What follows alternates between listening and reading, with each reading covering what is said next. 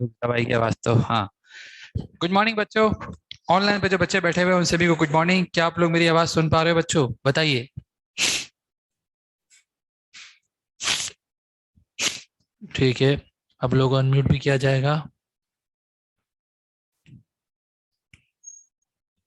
बच्चों fluid mechanics चालू हो चुका था और हम फ्लूइड मैकेनिक्स पढ़ रहे थे। उससे पहले वाले चैप्टर में कोई डाउट है क्या आपको, जो खत्म हुआ था अपना डिफ्रैक्शन वाला? डिफ्रैक्शन में कोई डाउट है क्या किसी को? बताओ क्या है। लाओ दो, देखते थे क्या क्वेश्चन है। 8,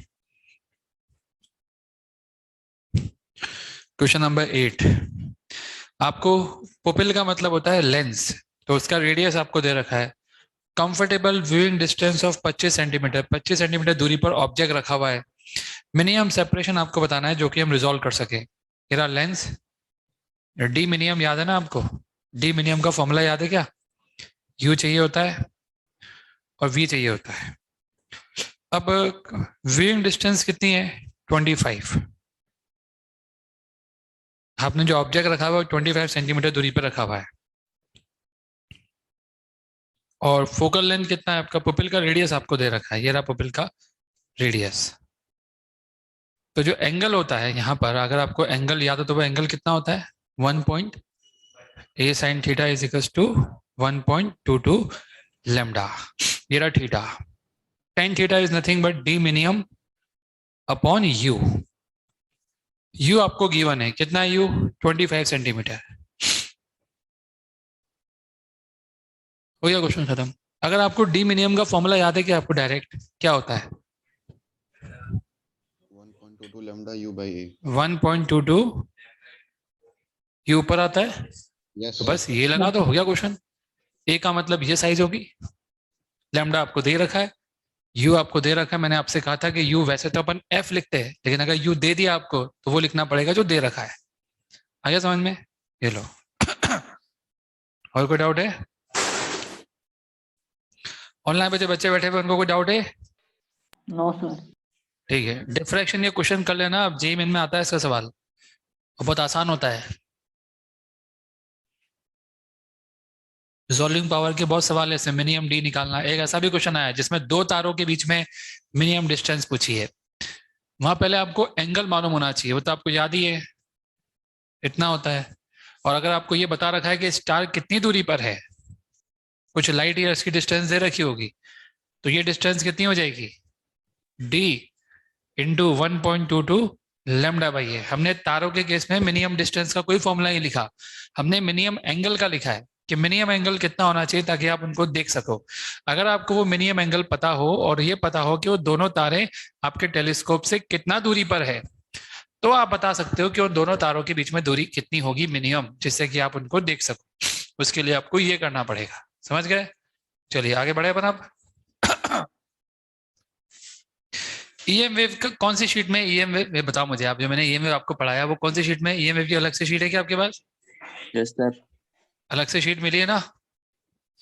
ऑनलाइन वाले बच्चे तो बोल रहे मिली है, ईएम वेव की शीट ही नहीं आपके पास? तो क्या हैंडआउट है, क्या है? शीट मिलेगी, दिए नहीं तो ले लो, और ईएम वेव की शीट भी कर लेना।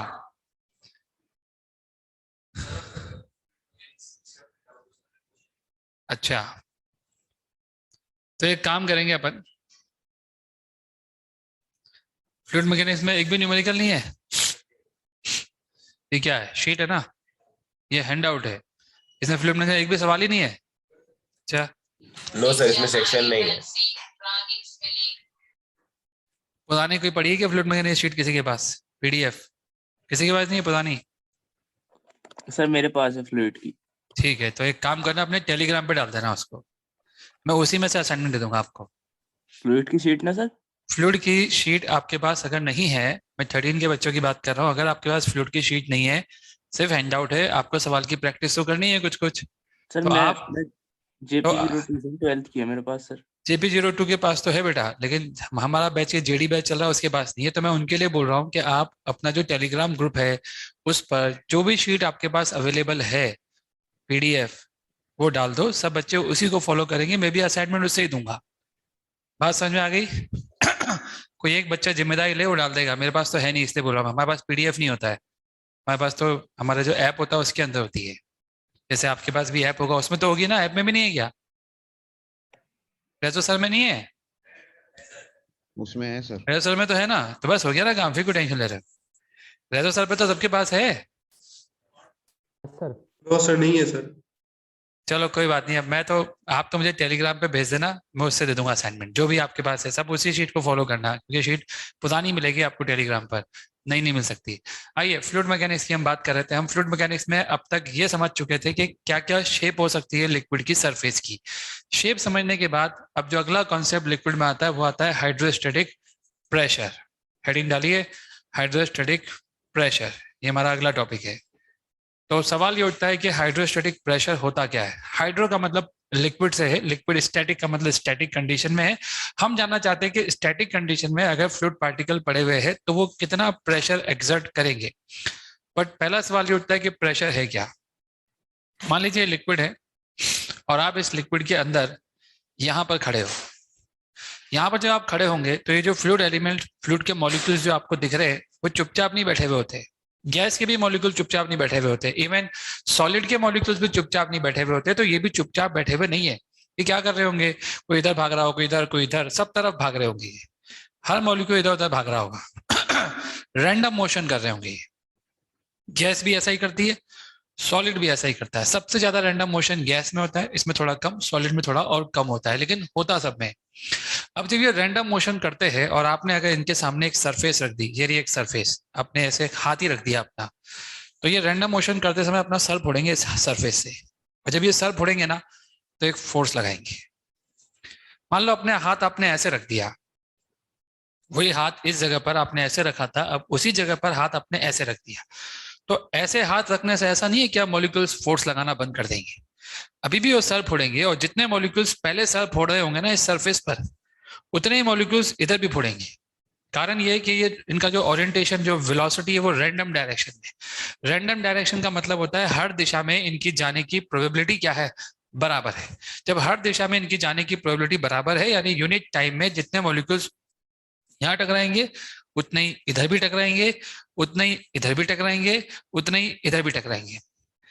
हर बार जो फोर्स वो लगाएंगे, एक ही जगह की बात कर रहा हूं मैं, यहाँ की बात अलग है, यहाँ के मॉलिक्यूल्स अलग तरीके से पेश आएंगे। हम इन मॉलिक्यूल्स की बात कर रहे हैं जिस जगह पे आप खड़े हो, वो मॉलिक्यूल्स रैंडम डायरेक्शन में चलते हुए किसी भी सरफेस जिसके साथ वो कांटेक्ट में आएंगे उससे अपना सर फोड़ेंगे। सर फोड़ के वो फोर्स लगाएंगे और वो फोर्स का डायरेक्शन डिपेंड करेगा कि सरफेस का ओरिएंटेशन कैसा है। वो फोर्स हमेशा सरफेस के क्या आएगा, परपेंडिकुलर। इसको बोलते हैं हाइड्रोस्टैटिक फोर्स, जो ये फ्लूइड पार्टिकल्स सर फोड़ फोड़ के लगाते हैं। इस फोर्स की जो इंटेंसिटी होती है, फोर्स पर यूनिट एरिया, उसको कहा जाता है प्रेशर। ठीक है, ये जो प्रेशर है ये वेक्टर क्वांटिटी नहीं होता, पर फोर्स वेक्टर क्वांटिटी होता है। इसलिए अगर मैं आपसे बोलूं कि सरफेस ऐसे रखी हुई है और सरफेस ऐसे रख दे तो क्या फोर्स बदल जाएगा, आप बोलोगे हाँ फोर्स तो बदल जाएगा, क्योंकि उसका डायरेक्शन चेंज हो जाएगा। लेकिन एक ही जगह पर आप देखेंगे इधर जितना फोर्स का मैग्नीट्यूड आएगा, इसी जगह पर अगर आपने सरफेस को ऐसे रख दिया तो फोर्स का मैग्नीट्यूड तो वही रहेगा, केवल क्या चेंज होगा, डायरेक्शन। तो फोर्स एक वेक्टर क्वांटिटी होता है, इसलिए आप ये कह सकते हो कि एक ही पॉइंट पे सरफेस का ओरिएंटेशन कैसे है वो डिसाइड करेगा कि उस पे फोर्स कैसा लग रहा है। कितना तो पता है, वैल्यू तो हर बार सेम ही आएगी, लेकिन डायरेक्शन क्या आएगा, अलग अलग। प्रेशर एक स्केलर क्वांटिटी भी है। आप ये भी कह सकते हो कि प्रेशर स्केलर क्वांटिटी, कई लोग इसे टेंसर भी कहते हैं। टेंसर अब आपके सिलेबस के बियॉन्ड है, लेकिन ये टेंसर भी होता है। पर आप इसे स्केलर क्वांटिटी मान लोगे तो कोई प्रॉब्लम नहीं है, मान सकते हो। हालांकि ये है क्या, टेंसर क्वांटिटी, लेकिन आप इसे स्केलर क्वांटिटी मान लो तो कोई फर्क नहीं पड़ता। ठीक है, बात सबको समझ में आ रहा है? तो पहला तो आप ये लिखिए liquid molecules move in random direction. Liquid molecules move in random direction and make collision with any surface and make collision with any surface with whom they comes in contact and make collision with any surface with whom they comes in contact अगला point लिखिए, by this collision they exert force on the surface By this collision, they exert force on the surface. This force is known as Sir-Fodu force. This force is known as Sir-Fodu force. Sir-Fodu force. क्योंकि सच्चाई यही है कि molecules अपना sir फोड़ रहे हैं और सर फोड़ के वो उस सरफेस पे फोर्स लगा रहे हैं जिसके साथ वो कांटेक्ट में आते हैं. अगला पॉइंट लिखिए. Surface force is always perpendicular to the surface. जिस सरफेस पे आप ये फोर्स लगा रहे हो उस सरफेस के ये हमेशा परपेंडिकुलर होता है. Surface force is always perpendicular to the surface. Surface force is always perpendicular to the surface. कौन लगाता है ये? Liquid molecules. किस पे लगाते हैं? जो सामने आ जाए उस पे लगा देंगे. आप खड़े हो ना पानी के अंदर तो आपके ऊपर भी लगाएंगे. और आप छोड़ो, पानी के ऊपर भी लगा सकते हैं. अगर आप पानी के एक सरफेस मान लो, पानी की सरफेस ये मान लिया आपने कि पानी की सरफेस है और सरफेस के इधर बहुत सारे मॉलिक्यूल्स है, तो ये मॉलिक्यूल सर फोड़ फोड़ के इस पे भी क्या लगा रहे होंगे? फोर्स. तो ये तो सॉलिड की सरफेस हो, चाहे लिक्विड की सरफेस हो, चाहे गैस की सरफेस हो, सब पे लगाते हैं. इवन गैस पे भी अपना सर फोड़ फोड़ के फोर्स लगा सकते हैं. तो फोर्स लगाने की जो इनकी खासियत है वो इनके सर फोड़ने की वजह से है. और ये हमेशा जो भी जिसके साथ भी ये कांटेक्ट में आएंगे उस पे ये हर हाल में क्या लगाएंगे? फोर्स. अगला पॉइंट लिखिए. Intensity of this force, that is force per unit area. Intensity of this force, that is force per unit area. Intensity of this force, that is force per unit area, is known as pressure. Intensity of this force, that is force per unit area, is known as pressure. तो intensity of this force को हम क्या बोलते हैं? Pressure कहते हैं. Pressure is a scalar quantity or tensor. Pressure is a scalar quantity or tensor quantity. असल में जितने भी स्केलर क्वांटिटी होती है ना वो सब टेंसर भी होती है. Pressure is a scalar quantity, bracket में आप लिख सकते हो टेंसर. टेंसर आपके सिलेबस के बियॉन्ड है तो आप टेंशन मत लो, आप तो स्केलर ही मान के चल लो, कोई फर्क नहीं पड़ेगा. एक पर्टिकुलर पॉइंट पर अगर आपके पास ये टंकी भरी हुई है और टंकी भर रखी है आपने, इस पर्टिकुलर पॉइंट पर आप छोटी सी सरफेस लाओ. ये सरफेस लिया है, फोर्स का लगेगा इधर. इसी पॉइंट पर अगर आपने सरफेस को ऐसे रख दिया तो फोर्स का लगेगा ऐसा. तो आप ये देख सकते हो कि एक पॉइंट पर फ्लूइड पार्टिकल सरफेस चाहे कैसे भी रख दो, छोटी सी सरफेस की हम बात कर रहे हैं, हर बार फोर्स का डायरेक्शन क्या हो जाएगा? चेंज, सरफेस के परपेंडिकुलर. लेकिन फोर्स की वैल्यू क्या आएगी? तो लिखिए at one point magnitude of force exerted by molecules. At one point magnitude of force exerted by molecules. At one point magnitude of force exerted by molecules is independent of orientation of magnitude of force exerted by liquid molecules is independent of orientation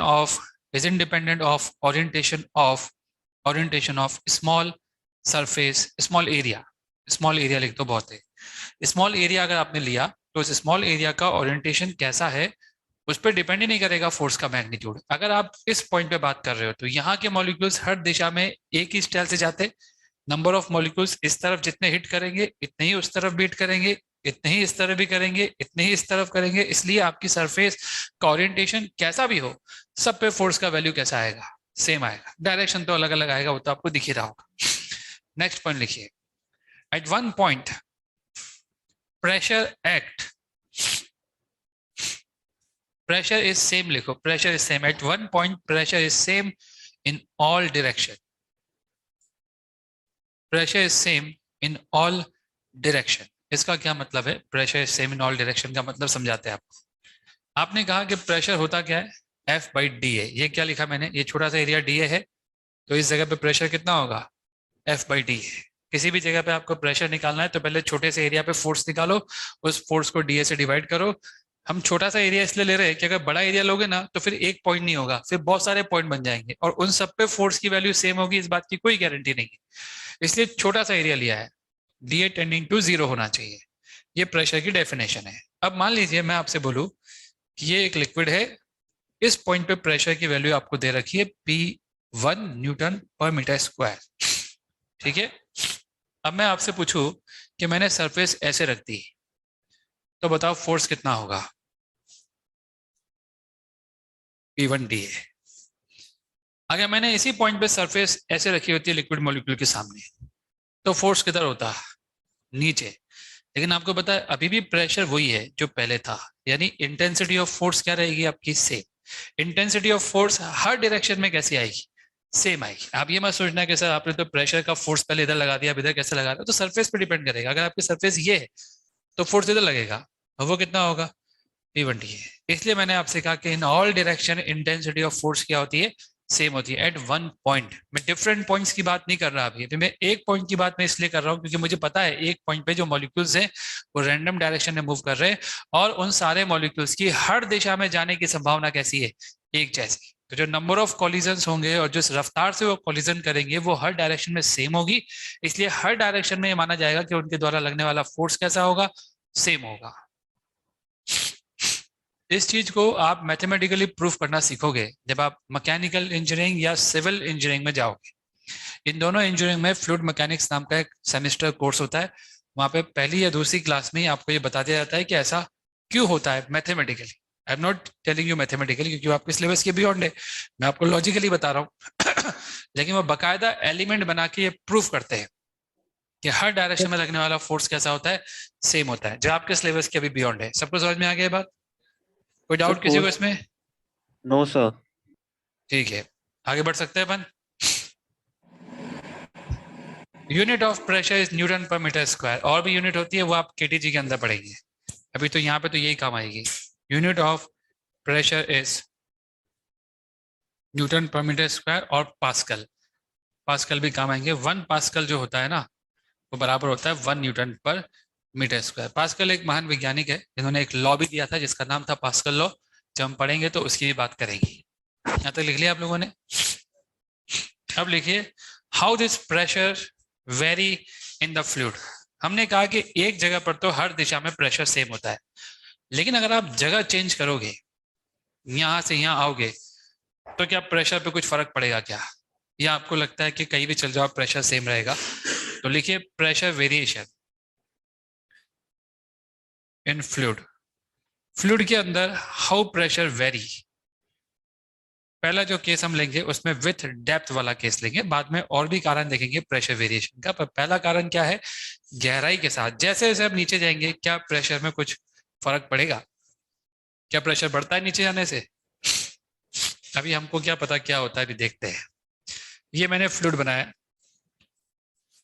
और मैं जानना चाहता हूं कि यहां से x नीचे जाने पर इस जगह पर प्रेशर मुझे निकालना है कि जैसे जैसे नीचे जाऊंगा कि प्रेशर बढ़ेगा क्या। सबसे पहले मैं टॉप पॉइंट की बात करता हूँ। यहाँ पे जो हवा के मॉलिक्यूल्स है वो भी अपना सर फोड़ते जैसे पानी फोड़ता है, और टॉप मॉलिक्यूल्स पर वो अपना सर फोड़कर एक फोर्स लगाते हैं। उस फोर्स की इंटेंसिटी को हम प्रेशर बोलते हैं, उसको हम एटमॉस्फेरिक प्रेशर बोलेंगे। तो एटमॉस्फेरिक प्रेशर का मतलब है हवा कितना प्रेशर लगा रहा है उसके फोर्स की इंटेंसिटी, जिसको मैंने P0 नाम दिया है। तो टॉप सरफेस जो पानी की जो टॉप सरफेस है उस पर हवा के मॉलिक्यूल्स अपना सर फोड़ फोड़ के फोर्स लगा रहे हैं, ठीक है। टॉप सरफेस के जस्ट नीचे जो मॉलिक्यूल्स है वो भी अपना सर फोड़ रहे हैं और वो भी फोर्स लगा रहे हैं,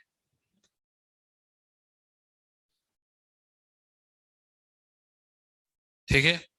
ये जो टॉप लेयर आपको दिख रही है, जैसे आप टॉप लेयर बोलते हो, इस टॉप लेयर का जो मास है वो आप नेग्लिजिबल मानो। Why negligible? क्योंकि ये ऑलमोस्ट है ही नहीं। आप मान लो एक एक मॉलिक्यूल है। टॉप लेयर का मतलब क्या है? एक सिंगल मॉलिक्यूल। एक सिंगल मॉलिक्यूल का क्या मास होता होगा? अगर मैं आपको बताऊं P0 की वैल्यू कितनी होती है, आप जान के ताजुब करोगे। इतनी होती है। अगर ये एरिया 1 मीटर स्क्वायर भी है तो इस पूरे एरिया पे कितना फोर्स लग रहा है? 10 की पावर 5 न्यूटन। अब मान लो इस पूरे में 10 की पावर 23 एटम्स भी है। कितने एटम्स हैं? मान लो इतने एटम्स भी है। इन पूरे एटम का कितना मास आता होगा? एक लेयर ऑफ एटम का मास पूछ रहा हूं आपसे, कितना आ जाएगा बताओ? एक एटम का मास किस ऑर्डर का होता होगा? AMU में होता है ना, इस ऑर्डर का होता होगा। और क्या कितना मास आ रहा है? नेग्लिजिबल। तो जो टॉप लेयर ऑफ एटम है, मैं लेयर का मतलब एक पहला जो एटम है मैं उसकी बात कर रहा हूँ, तो उस ग्रेविटी फोर्स को आप नेग्लेक्ट करिए। अगर आप उसको नेग्लेक्ट करेंगे तो आप बताओ इस टॉप पे जो पूरा का पूरा फ्लूइड आपका इक्विलिब्रियम में, हर एलिमेंट इक्विलिब्रियम में है ना, तो इक्विलिब्रियम Yes, होने sir. के लिए नेट फोर्स कितना होना चाहिए उस पे? जीरो। जीरो। तो P a minus p nought ए को आप जीरो के इक्वल करोगे तो आपको मालूम पड़ेगा कि फ्लूइड की जो टॉप सरफेस है उसके जो मॉलिक्यूल सर फोड़ रहे होंगे उस सरफेस जो टॉप पे दिख रही है उस पर कितना प्रेशर लगा रहे हैं, उतना ही जितना एटमॉस्फेरिक प्रेशर है। एग्री? सबको समझ में आ गया?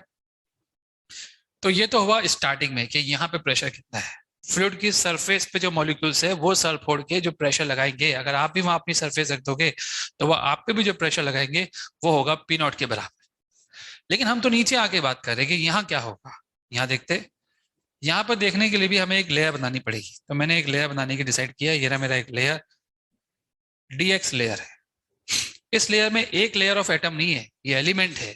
इस एलिमेंट का साइज बहुत छोटा है, लेकिन एटम की साइज तो और भी छोटी होती है। ये बहुत छोटा है लेकिन इसमें कई सारे एटम्स हो सकते हैं, तो इसका एक वेट भी होगा और वो वेट हम लिखेंगे कितना, बताइए।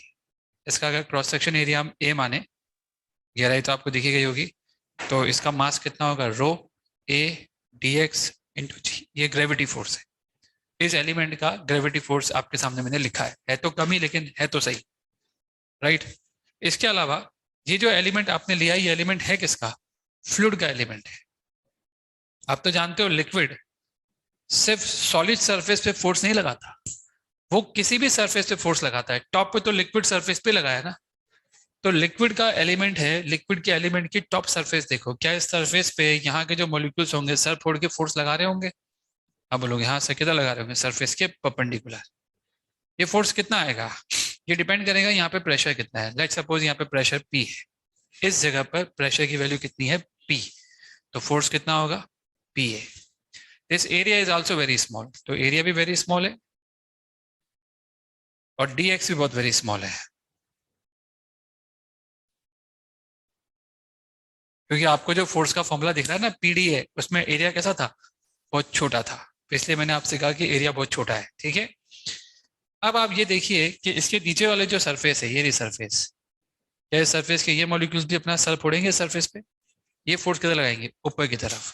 इस जगह पे भी कुछ तो प्रेशर होगा, ये प्रेशर ऊपर वाले से अलग होगा क्योंकि ये पॉइंट ही अलग है। एक पॉइंट से दूसरा पॉइंट डीएक्स नीचे है, तो प्रेशर तो अलग ही होगा। मैंने मान लिया कि प्रेशर ज्यादा अलग नहीं हुआ होगा, और मैंने ऐसा इसलिए माना क्योंकि दोनों पॉइंट बहुत पास पास में है। तो मैंने अपनी इच्छा से मान लिया कि वहां पे प्रेशर थोड़ा सा अलग होगा। DP is the change in pressure, पहले पी था, नीचे आने पे प्रेशर थोड़ा सा चेंज हुआ और नया प्रेशर मैंने कितना मान लिया, पी प्लस डीपी। मुझे तो ये भी नहीं पता कि डीपी प्लस है कि नेगेटिव है, हो सकता है प्रेशर बढ़ा हो सकता है घटा हो, अभी कुछ नहीं पता। तो फोर्स कितना आ जाएगा, अब आप नेट फोर्स जीरो करिए। क्यों? क्योंकि आपका फ्लूइड कौन सी कंडीशन में है, स्टैटिक कंडीशन। स्टैटिक कंडीशन में बैलेंस होना चाहिए ना नेट फोर्स। स्टैटिक कंडीशन का मतलब यह है कि ये जो फ्लूइड आपको दिख रहा है, fluid is stationary with respect to vessel.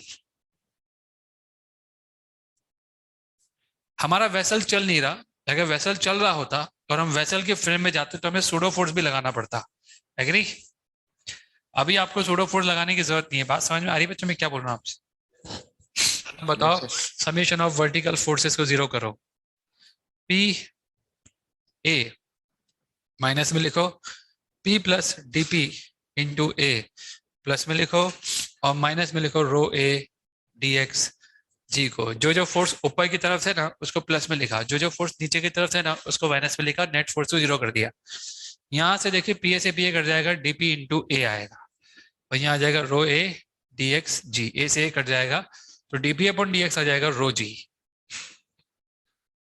आपको ये मालूम पड़ गया कि जैसे जैसे आप नीचे जाओगे प्रेशर में चेंज आ रहा है, और आपको अब ये भी मालूम पड़ गया कि how pressure is changing, rate of change of pressure with depth आपको मालूम पड़ गया, rate of change of pressure with depth. जैसे जैसे आप नीचे जा रहे हो वैसे वैसे आपको ये मालूम पड़ गया कि प्रेशर का हल क्या हो रहा है। प्रेशर का रेट ऑफ चेंज आपको पॉजिटिव मिल रहा है, इसका मतलब प्रेशर बढ़ रहा होगा।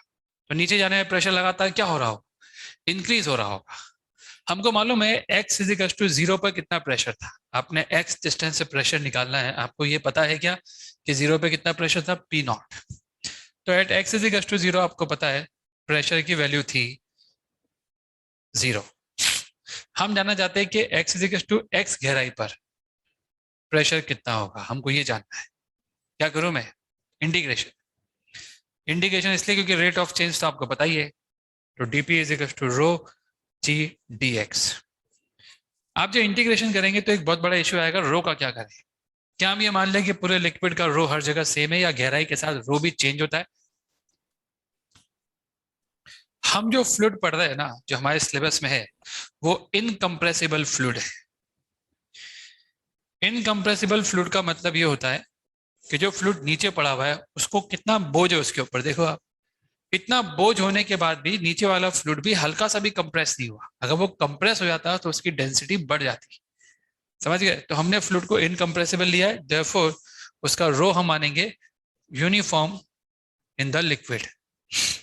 वो चेंज नहीं हो रहा, पूरे लिक्विड में हर जगह सेम है।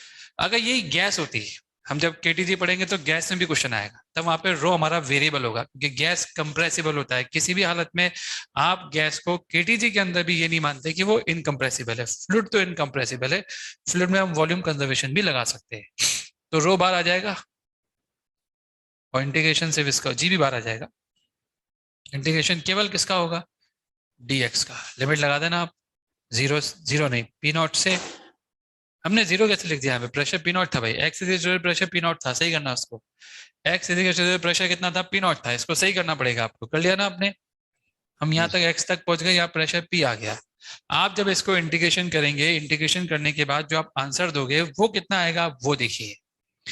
वो आएगा p naught plus rho g x. एक करेक्शन मैंने किया है, एक्स इज इक्वल टू 0 पर प्रेशर की वैल्यू मैंने 0 लिखी थी बाई मिस्टेक, उसके बाद में सही कर दिया पी नॉट। तो हमारे पास फॉर्मूला आ चुका है कि जैसे जैसे आप नीचे जाओगे वैसे वैसे प्रेशर बढ़ेगा। और अगर आप सरफेस ऑफ लिक्विड से एक्स नीचे गए तो नया प्रेशर कितना होगा, p naught plus rho g x. Sir एक बार एलिमेंट पर कौन कौन से फोर्स लग रहे हैं बता दीजिए। क्या बोल रहे हो आप, ऐसे बोलो। सर एलिमेंट पर कौन कौन से फोर्स लग रहे हैं एक बार वो बता दीजिए सर। सही आप से खुद समझ देखो आ ना, रहा। आप खुद देखो, क्या समझ में नहीं आ रहा आपको, बताओ। सर कौन, डायग्राम वाला नहीं आया और बाकी पता होगा। छोड़ो उसको, जितना समझ में आ गया उतना समझ लो, कहानी खत्म करो। भाई बहुत डिटेल में बताया मैंने आपको, उसके बावजूद ही समझ में नहीं आ रहा तो फिर नहीं आएगा समझ में। अभी तो समझो यार, मैंने हर एक फोर्स बताया आपको कि उसके ऊपर के एलिमेंट है वो भी फोर्स लगा रहे हैं सर फोड़ के, नीचे वाले भी फोर्स लगा रहे हैं सर फोड़ के, ग्रेविटी फोर्स भी लग रहा है। उन सारे फोर्स का नेट को मैंने 0 किया है। इसमें डाउट क्या आ रहा है, बताओ मुझे। अरे यार, इसके ऊपर वाली जो सरफेस के जस्ट मॉलिक्यूल्स दिख रहे हैं वो अपना सर फोड़ के फोर्स लगाएंगे नहीं लगाएंगे, बताओ। अब हाँ या ना तो बोलो। Yes sir. वो फोर्स समझ में आ गया, पी ए। Yes sir. ठीक है, ये समझ में आ गया कि उसके बाद जो नीचे वाले मॉलिक्यूल्स है वो भी कुछ फोर्स लगाएंगे, बोलो। Yes sir. उनका फोर्स कितना आएगा, पी डैश। वहां पे जो प्रेशर होगा इनटू एरिया। Yes sir. और एक ग्रेविटी का फोर्स भी आएगा। ग्रेविटी का फोर्स कैसे निकालेंगे, मास इनटू जी। तो आप बताओ तुम्हें क्या समझ में नहीं आ रहा। सर ये पी ए डी एक्स जी कैसे लिखा है वो समझ नहीं आया। पीए कैसे लिखा, नहीं sir p a d x g. अच्छा ये तो पी, वो रो जी, ये रो है, रो रो। ए। अब आ गया समझ में। अरे सही भाई, है सर। इसका वॉल्यूम कितना होगा, सर आ एडीएक्स गया समझ। जाएगा। ठीक है, तो आई क्या होगा समझ में, बस यही डाउट था क्या। Yes sir. ओके ठीक है बच्चों, वो रो है, rho density, rho is density. ठीक है, लिखना भूल गया कि रो डेंसिटी है, देखिए वो डेंसिटी है, लिख लो आप। रो क्या है, density of liquid. What is rho, rho is density of liquid. वही मैं सोचू यार, इतना समझाने के बाद क्या समझ में नहीं आया। तो आसान था, इसमें था ही नहीं कुछ, ना समझ में आया आपको कुछ। लिख लिया सबने। तो हाइड्रोस्टैटिक प्रेशर नीचे जाने पर बढ़ता है, ये आपको दिख रहा होगा। जितना आप नीचे जाओगे ना उतना प्रेशर बढ़ेगा। सोचो इंसान को अगर समुद्र की गहराइयों में रख दिया जाए, जो स्विमर्स होते हैं, डायर्स होते हैं, डाइव करते हैं, अंदर जाते ही है ना ऑक्सीजन सिलेंडर लेकर के, क्या उनको कुछ फील होता होगा अंदर जाने पर, क्या सर फील होता होगा। पानी का डेंसिटी होता है 1000, जी हो गया 10। मान लो 50 मीटर अंदर चले गए, 50 मीटर इंटू 50, कितना प्रेशर बढ़ गया, देखिए बताओ। 5 into 10 to power 5. आपको लगता है जितना प्रेशर वो जमीन पे झेल रहे थे उससे 5 गुना प्रेशर, वो 6 से, ये तो बड़ा है, तो प्रेशर तो 6 गुना हो गया। क्या आपको ये एहसास है कि अगर आप पानी के अंदर, समुद्र के अंदर अगर आप 50 मीटर गहराई पे चले गए तो आप कितने प्रेशर को झेल रहे हो? जितना आप हवा में प्रेशर झेलते हो उसका 6 गुना। लेकिन मामूली चीज नहीं है, इसको हल्के में नहीं लेने का। 50 मीटर गहराई पे जाने का मतलब है कि आपके ऊपर प्रेशर का बोझ बढ़ रहा है। तो फिर आपका शरीर आपको बचाता कैसे है? अगर आपके शरीर को चारों तरफ से पिचकाने की कोशिश की जा रही है तो आपका शरीर पिचक क्यों नहीं रहा? क्योंकि आपके शरीर को आदत है 10 की पावर 5 की। तो आपका शरीर पिचक क्यों नहीं रहा? आप एक ऑक्सीजन सिलेंडर लेके जाते हो। वो जब आप ज्यादा अंदर घुस जाते हो ना समुद्र की गहराइयों में, तो ऑक्सीजन सिलेंडर से आप ज्यादा ब्रीदिंग करते हो, आपकी ब्रीदिंग रेट बढ़ जाती है। 1 सेकंड में जितनी ऑक्सीजन पहले इनहेल करते थे आप जमीन पर, उससे 5-6 गुना ज्यादा रेट से आप ऑक्सीजन इनहेल करना शुरू कर देते हो। जो ज्यादा ऑक्सीजन आपकी बॉडी के अंदर जाती है ना, वो एक प्रेशर क्रिएट करती है अंदर। और वो प्रेशर किसको बैलेंस करता है? किसको बैलेंस करता है? बाहर वाले प्रेशर को। तभी तो आप बच जाते हो, ना तो आप क्रश हो जाते हैं अंदर ही अंदर। अब मान लो गलती से आपको एक वेल आपको दिख गई, या शार्क आपको दिख गई, या मगरमच्छ दिख गया, समुद्री मगरमच्छ। आप डाई लगाए हो, टूरिस्ट हो, 50 मीटर अंदर जाएगा ही नहीं। पहले तो टूरिस्ट टूरिस्ट जाता है सिर्फ 4-5 मीटर, 6 मीटर, बस बहुत है, इतना बहुत होता है। 50 मीटर तो प्रोफेशनल लोग जाते हैं। वो जाएंगे, शार्क देखा और वो डर गया और वो तेजी से ऊपर आ गया, तो मर जाएगा। जब वो तेजी से ऊपर आएगा ना, तो जो ऑक्सीजन उसने अंदर ले रखी है वो उसको बाहर नहीं निकाल पाया। आप समझ रहे हो? और वो जब तेजी से ऊपर आ गया तो ऑक्सीजन अंदर भरी पड़ी थी उसकी। हाँ, जिसका प्रेशर बाहर से 6 × 10⁵ लग रहा था, और आप अचानक ऊपर आ गए तेजी से, फटाक से। तो टाइम ही नहीं दिया आपने ऑक्सीजन को आपस से बाहर निकलने का। आप समझ रहे हैं मैं क्या कह रहा हूँ? आपके साथ क्या प्रॉब्लम हो रही है? भाई समुद्र के अंदर भी आप ऑक्सीजन ले रहे होते हो और कार्बन डाइऑक्साइड बाहर निकाल रहे होते हो। समुद्र के अंदर भी निकाल रहे हो। बुलबुले उठते हैं ना, वो इसीलिए उठते हैं क्योंकि आप निकाल भी रहे होते हो। अगर आप तेजी से आ गए तो जो अंदर लिया उसको आप बाहर नहीं निकाल पाए। तो अंदर इतना हाई प्रेशर जनरेट हो चुका है और बाहर प्रेशर एकदम से कम हो जाएगा, तो आप मर जाओगे, फट जाएगा आप। आपके बॉडी के ऑर्गन सब फट जाएंगे, और जैसे आप आओगे आप मरे हुए होंगे। तो इसलिए ये सलाह दी जाती है कि तेजी से ऊपर नहीं आना है डर के मारे, आहिस्ता आहिस्ता आहिस्ता। तो प्रोफेशनल लोगों को पता होता है, वो धीरे धीरे ऊपर आते हैं। तेजी से ऊपर आने की, कभी डर के मारे कभी ऊपर आने की कोशिश नहीं करते। आप आ ही नहीं पाओगे, आप आओगे तो मर ही जाओगे। ये शार्क और वेल के साथ भी एप्लीकेबल है। अगर वेल बहुत डर गया और एकदम से ऊपर आ गया तो वो भी मर जाएगा। ये वेल का भी बॉडी पानी के अंदर है काफी गहराइयों में, तो वो हाई प्रेशर को अपने आप को मैनेज कर रहा है, ज्यादा इनहेल करके वो प्रेशर मेंटेन कर रहा है अंदर बाहर का मिला के। वो भी एकदम से ऊपर आ जाएगा तो उससे जो ऑक्सीजन अंदर ले रखी है, जो प्रेशर बिल्डअप कर रखा है, वापस से कम तो हो नहीं पाएगा एकदम से, तो वही फट के मर जाएगा। समझ में आ गया? एकदम से, मैं एकदम से आने की बात कर रहा हूँ। ऊपर तो आ सकते हो आप भी ऊपर आओ ना, नीचे आके ऊपर ही आएगा, क्या आदमी आएगा ही। लेकिन आहिस्ता आहिस्ता आना है, तेजी से नहीं आना है, जल्दी से एकाएक नहीं आना है, डर के मारे पैनिक सिचुएशन में नहीं आना है। सबको समझ में आ गया? ये कंसेप्ट क्लियर है? आगे बढ़े अपन? Yes, sir. चलिए आगे बढ़ते हैं अपन। मैं आपको बताया था कि मतलब आप प्रेशर को हल्के में मत लेना।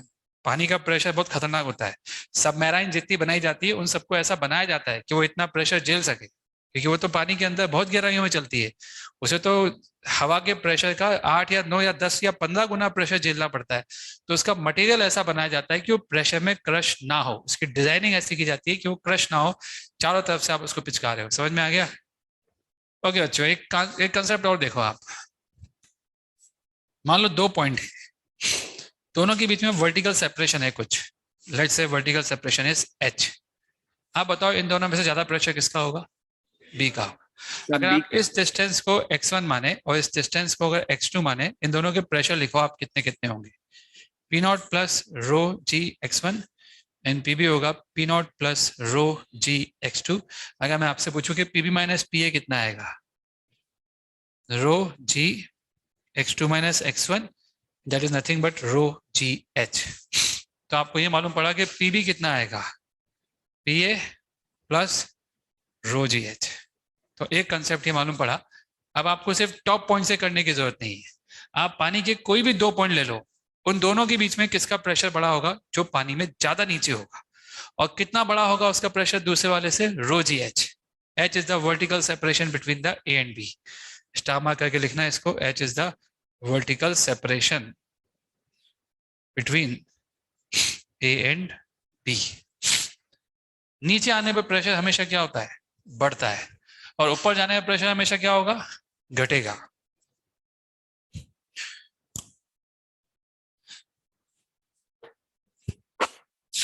नीचे जाने पर प्रेशर बढ़ेगा, ये आप लिख सकते हो। और ऊपर जाने पर आपका जो प्रेशर है वो घटेगा, प्रेशर घटेगा। तो आपको ये समझना पड़ेगा कि जब जब आप नीचे जाओगे प्रेशर बढ़ेगा, और जब जब आप ऊपर जाओगे प्रेशर आपका घटेगा। ये बात समझ में आ रही है? और कितने से घटेगा और कितने से बढ़ेगा? जितना ऊपर और जितना नीचे आप जाओगे, रो जी एच। बढ़त और घटत कितने की होगी? हमेशा रो जी एच की। वर्टिकल सेपरेशन आपको देखना है, वर्टिकली आप कितना नीचे गए। अगर मैं आपसे पूछूं कि ए और सी का प्रेशर क्या होगा, ए और सी का, Same. पी सी कितना लिखोगे आप? P naught plus rho g x one, और पी आपने ये लिखा था। इसका मतलब आप ये कह सकते हो कि therefore p c is equal to p a. तो आपको एक और बात मालूम पड़ी कि अगर आप वर्टिकली नहीं चल रहे हो, आप सिर्फ हॉरिजॉन्टल चल रहे हो, आप वर्टिकली थोड़ा सा भी नीचे नहीं गए, थोड़ा सा भी ऊपर नहीं गए, आप हॉरिजॉन्टल लेवल पर चल रहे हो, तो आपका प्रेशर में कोई चेंज आएगा ही नहीं। हॉरिजॉन्टल डायरेक्शन में चलने पर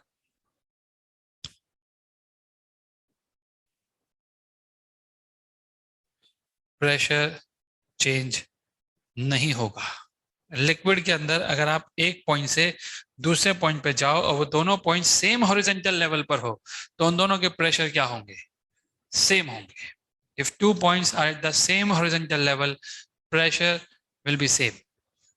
और ये सारी कहानी हम तब बोल रहे हैं जब हमारा वेसल एक्सेलरेट नहीं हो रहा है। अभी तक तो वो केस पढ़ा ही नहीं हमने जिसमें वेसल एक्सेलरेट होता है। तो अभी तो आप यही मानो यही केस होता है। जब हम वेसल को एक्सेलरेट कराएंगे तब सीन बदल जाएगा।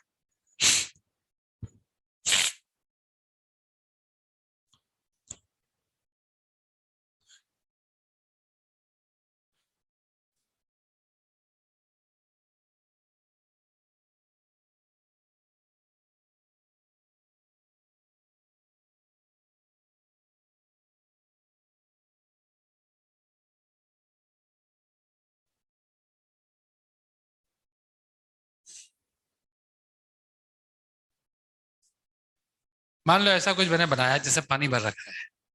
अजीबोगरीब चीज है ना। अगर मैं आपसे पूछूं कि इस पॉइंट का और इस पॉइंट का और इस पॉइंट का और इस पॉइंट का प्रेशर सेम होगा या अलग अलग? तो वो सेम होगा। आप बोलोगे सर कैसे? देखो, आप यहां से यहां तो चल ही नहीं सकते क्योंकि यहाँ तो फ्लूइड ही नहीं है, कैसे चलोगे आप? तो आप बोलोगे सर मैं नीचे चल के आऊंगा। तो आप पहले ए से यहाँ तक आओ, लोवेस्ट पॉइंट तक, या किसी इस पॉइंट तक आ जाओ। आ गए आप? यहाँ तक आते आते प्रेशर बढ़ेगा या घटेगा? बढ़ेगा। कितने से? रो जी एच से। फिर ऊपर जाओगे तो क्या होगा? मान लो ये हाइट एच है, आप ऐसे लिखना, पहले पी ए लिखना, नीचे आया ना यहाँ तक।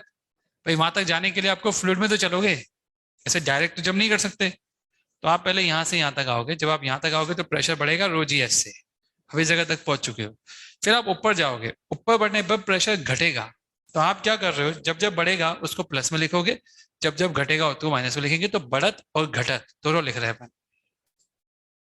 कहाँ तक पहुंच गए अपन? बी तक।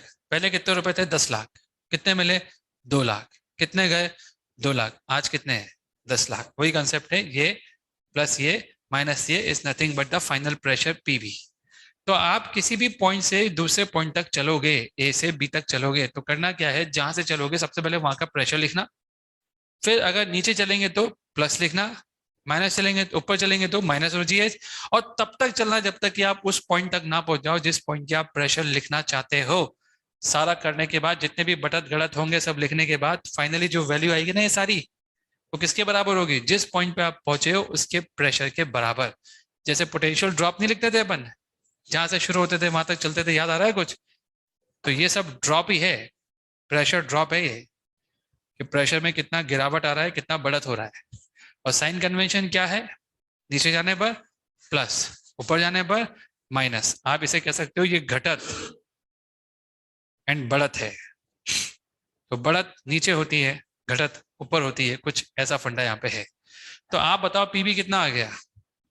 पीए के बराबर। ऐसे ही आप इन सब के लिए बोल सकते हो। तो आप कह सकते हो कि पीए, पीबी, पीसी और पीडी बराबर आएगा।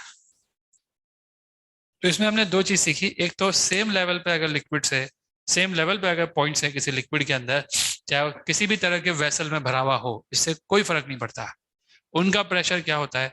सेम होता है। ये हमने पढ़ा है। कोई डाउट किसी को यहाँ तक? सबको समझ में आ गया?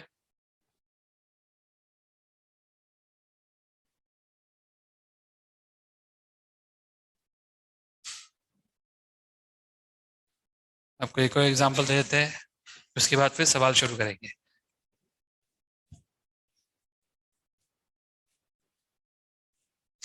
एक और आपको आइडिया देता हूं मैं।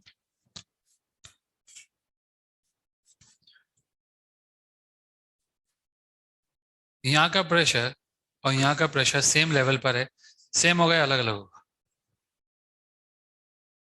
ए और बी का प्रेशर सेम हो गया अलग अलग? ये एक पाइप है जो मैंने लिक्विड में डाल रखा है, ये लिक्विड है, ए और बी का प्रेशर अलग सेम होगा सर। बोलो सेम होगा? मान लो आप समझ नहीं पा रहे तो ए से बी तक चलो, नहीं समझ पाया तो ए से बी तक चलो। आप यूं तो चल नहीं सकते, बीच में एक दीवार आ गई है, आपको फ्लूइड्स के अलोंग ही चलना पड़ता है। तो आप ए से बी चलने के लिए रास्ता कौन सा सिलेक्ट करोगे? नीचे। ठीक है, तो पहले आओ नीचे, पहले नीचे। फिर यूं चलो। जब नीचे आएंगे तो एच नीचे आए होंगे तो प्रेशर बड़ा होगा प्लस रो जी एच। फिर जब आप यहाँ से यहाँ गए होंगे कुछ नहीं हुआ होगा, क्योंकि हॉरिजॉन्टल चलने से कुछ होता ही नहीं है। ऊपर जाओगे तो वापस से प्रेशर घटा भी होगा, और जहां आप पहुंच गए सारे बढ़त घड़त जितने भी ड्रॉप आपने लिखे इनिशियल प्रेशर में, जितना भी बढ़त घड़त आपने लिखा उससे आपको मिलेगा क्या? फाइनल प्रेशर, जहां तक आप पहुंच रहे हो। समझ में आ रहा है कि नहीं आ रहा? अरे 10 लाख रुपए लेके चले थे, कुछ मुनाफा हुआ, कुछ लॉस हुआ, कुछ नहीं हुआ, सब मिला मिलू के आज की तारीख में कितनी प्रॉपर्टी बन गई? पीबी। तो पीबी आ किसके बराबर है? पीए के। आ गया सबको समझ में? तो हमने क्या स्कीम निकाली है, हम ए से बी तक चलेंगे। अगर हमें कभी भी दो लोगों के प्रेशर कंपेयर करने हैं, आई रिपीट, जब भी हमको दो लोगों के प्रेशर कंपेयर करने हैं, ए और बी में से कौन सा बड़ा है कौन सा छोटा है, क्या डिफरेंस है, आप ए से बी तक चलोगे। ठीक है? जब जब बढ़ेगा बढ़त लिखोगे, जब जब घटेगा घटत लिखोगे। पी ए सबसे पहले लिखोगे जहां से चलोगे, बढ़त घटत बढ़त घटत, लास्ट में जिस पॉइंट पे पहुंच गए इसी का टू पी भी लिख दोगे, कहानी खत्म। यही करना है आपको लास्ट में। समझ में आ गया? आपको कुछ क्वेश्चन कराते हैं इस पे। सबसे पहला क्वेश्चन आपके लिए बहुत ही आसान। ये एक वेसल है जिसमें 3 तरह के लिक्विड है, 3 rho, 2 rho and row.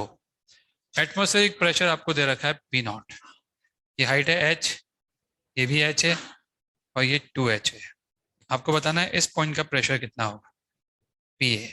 Determine P A, determine the P A. अगर आपको किसी पॉइंट का प्रेशर निकालना है तो आपको किसी पॉइंट का प्रेशर पता भी होना चाहिए, क्योंकि आपको जिसका पता होगा आप वहां से चलना शुरू करोगे जिसका प्रेशर निकालना है उसको निकालने के लिए। तो आप बताओ इस पूरे फ्लूइड में आपको कहाँ का प्रेशर मालूम है? टॉप सरफेस का। आप जानते हो जो एटमॉस्फेरिक प्रेशर होता है वही प्रेशर होता है टॉप सरफेस पे। जब भी आपका कोई फ्लूइड एक्सपोज टू एटमॉस्फेयर हो तो उस फ्लूइड की सरफेस पे प्रेशर कितना होगा? P not. अभी थोड़ी देर पहले मैंने आपको वो समझाया था कि पी नॉट क्यों होता है। तो आपको इस फ्लूइड का टॉप सरफेस से प्रेशर ऑलरेडी पता है। अब वहां से आप कहाँ तक जाओगे? ए तक। तो चलो नीचे चलते हैं अपन। पहले आप यहां से यहां तक आओगे, एक ही रो दिख रहा है ना। नीचे आए कि ऊपर गए अपन? प्रेशर बढ़ा कि घटा? प्रेशर बढ़ा। कितने से बढ़ा? रो जी एच। और नीचे आओ, 2 रो जी एच, बड़ा तो अभी भी है। और नीचे आओ, 3 रो जी एच। बस क्वेश्चन खत्म। ये आ गया आपका पी ए। सॉल्व कर लो, आंसर आ जाएगा। कोई डाउट किसी को सवाल में? एकदम लल्लू सवाल था ये। लास्ट हाँ, में 2h लिखो इसको, इसको भी 2h लिखना है तो इसको 2h लिखो। आगे सबको समझ में?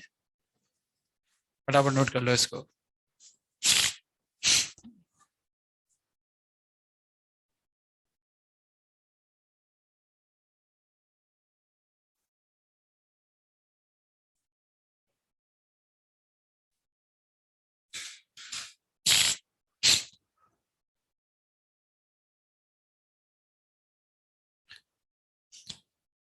अगला सवाल रखते हैं आपके सामने।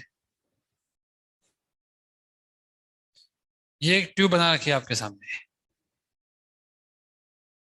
इसमें एक लिक्विड भरा हुआ है रो 3 का। यहां तक है वो लिक्विड केवल। उसके बाद लिक्विड चेंज हो गया, अलग कलर से दिखाता है आपको। ये रहा एक और लिक्विड, ये भी यहां तक है रो 2। इसके बाद फिर लिक्विड चेंज हो गया, नया लिक्विड है रो 1। तो 3 लिक्विड का सवाल एक बार वापस से पूछा है, पहले ही पूछा था, वापस से पूछा है। कुछ डेटा भी आपको दे रखा है।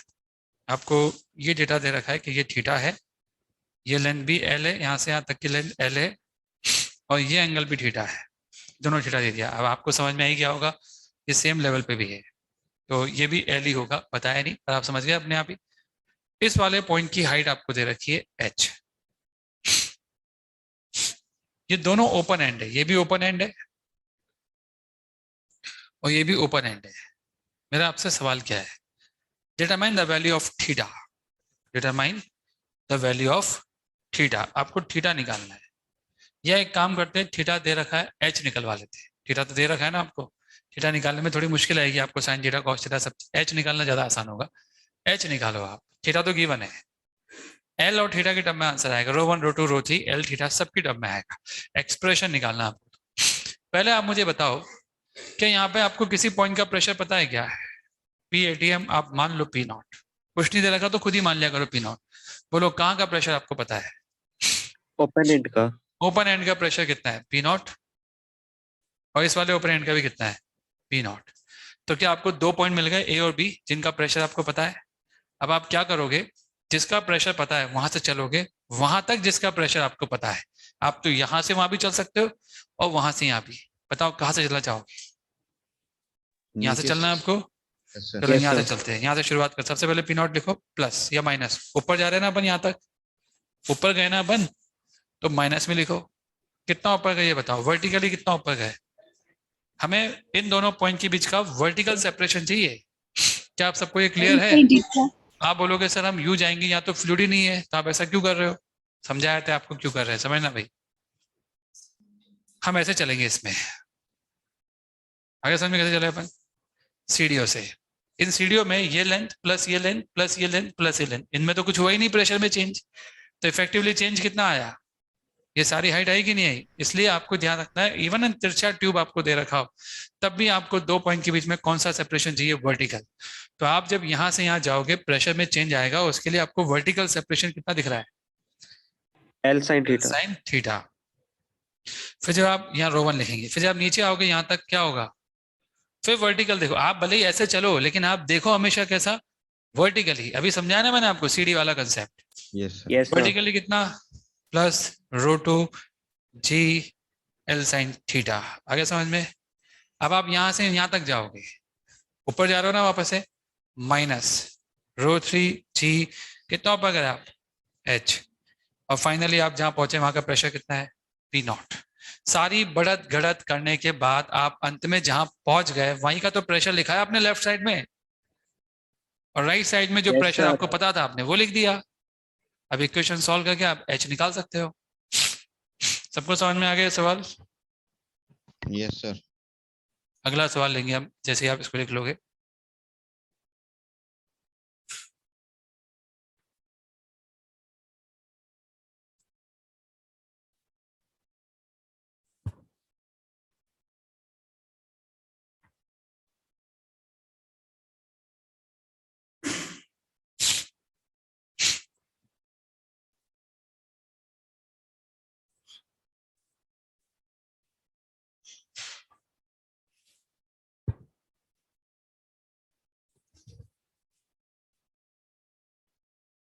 ये आपको एक सिस्टम दे रखा है, वैसे इसको मैनोमीटर बोलते हैं। मैनोमीटर जब आप फ्लूइड मैकेनिक्स मैकेनिकल इंजीनियरिंग में पढ़ोगे तो आपको मैनोमीटर बहुत ढंग से समझाया जाएगा। ये अपन ने इतना ही समझाया तब काम आएगा, अपने तो क्वेश्चन कर लेना हो जाएगा उसका। ये सवाल है, ये आपको दे रखा है 3 रो और ये लिक्विड दे रखा है 2 रो। इसकी हाइट आपको दे रखी है h, और मैं आपसे पूछ रहा हूँ कि यहाँ तक है फ्लूइड, ये हाइट कितनी होगी? क्वेश्चन मार्क लगा दिया मैंने। ये हाइट आपको निकालनी है, इसको x लिख लो, आपको x निकालना है कि x कितना होगा। फ्लूइड स्टैटिक कंडीशन में दोनों एंड कैसे? ओपन एंड है, दिख रहे होंगे आपको दोनों एंड कैसे? ओपन। क्या आपको किसी पॉइंट का प्रेशर पता है? किसका पता है? ओपन एंड का। यहाँ का प्रेशर कितना है? P not. यहाँ का भी कितना है? P not. अब बताओ आप कहाँ से कहाँ चलना पसंद करोगे? यहाँ से चलना है आपको, चलो यहाँ से चलते हैं इस बार। सबसे पहले पी नॉट लिखो, पहले नीचे आओ, कितना नीचे आओगे?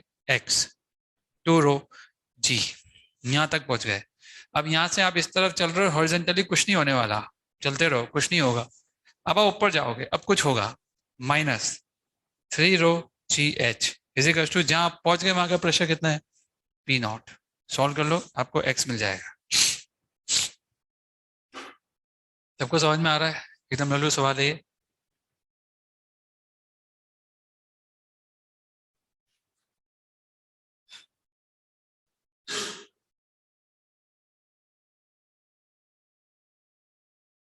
अगला सवाल दिया जाए आपको। Yes, sir. सर एक मिनट।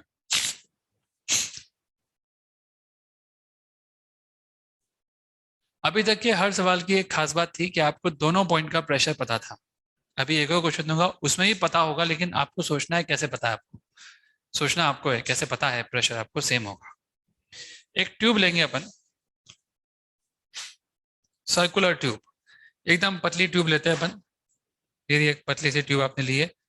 इस पतली सी ट्यूब में आपने लिक्विड भरे तीन लिक्विड भरूंगा मैं इसमें आपके सामने।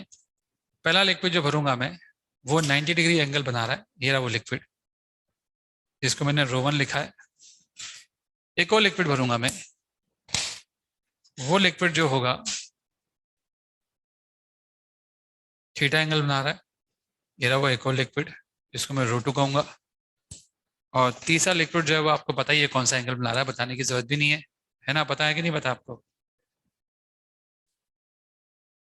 रो 3। और बाकी में क्या भरी हुई है? कोई गैस होगी। इस पूरे खाली में क्या भरी हुई है? गैस। आपको पता है एक कंटेनर में जो गैस होती है उस पूरे कंटेनर में गैस का प्रेशर हर जगह सेम होता है। ये बात पता है कि नहीं पता? तो आप क्या ये बोल सकते हो कि यहाँ का प्रेशर और यहाँ का प्रेशर सेम ही होगा, भले ही आपको इसकी वैल्यू नहीं पता, पर होगा तो सेम ही ना? तो जैसे आपको यहाँ पे भी क्या मालूम था पी नॉट कितना है, लेकिन किया कि नहीं किया आपने? तो इन दोनों जगहों पे आप प्रेशर की वैल्यू क्या लिख सकते हो? सेम लिख सकते हो। तो आप एक जगह से शुरू होकर दूसरी जगह पे पहुंच सकते हो। मेरा क्वेश्चन है कि थीटा कितना होगा? Determine the theta, determine the value of theta. ये सर्कुलर ट्यूब है, आप इसका रेडियस आर मान लो, हालांकि आर कट जाएगा कैलकुलेशन में। Determine the value of theta, determine the value of theta, tube is circular.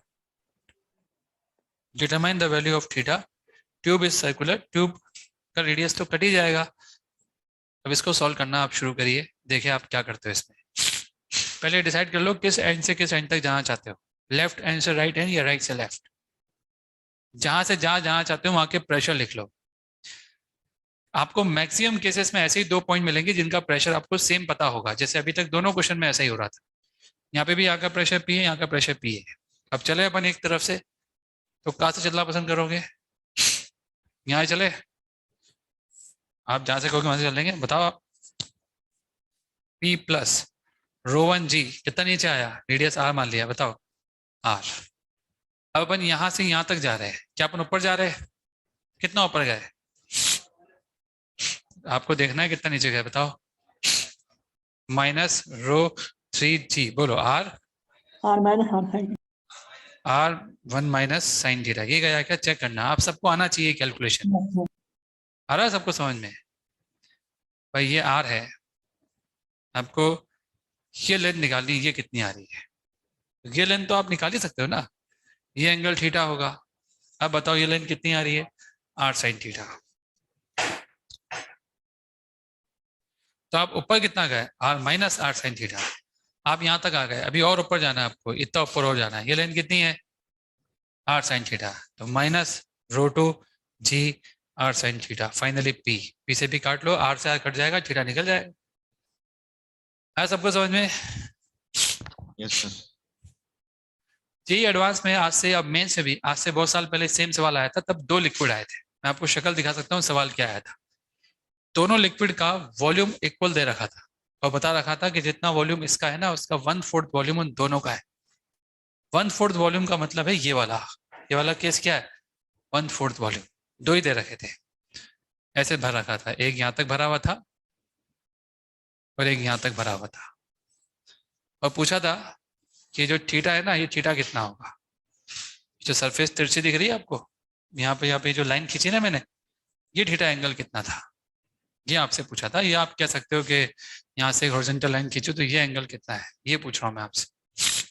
ठीक है, यहाँ पे भी करना क्या था, यहाँ से शुरू होकर कहाँ तक जाना था? वहां तक। कर लोगे? यहाँ पे ये एंगल कितना दे रखा है? 90, ये वाला। अब तो आप खुद ही करना ना यार। यहाँ से पहले यहाँ तक जाना, फिर ऊपर जाना, फिर और ऊपर जाना।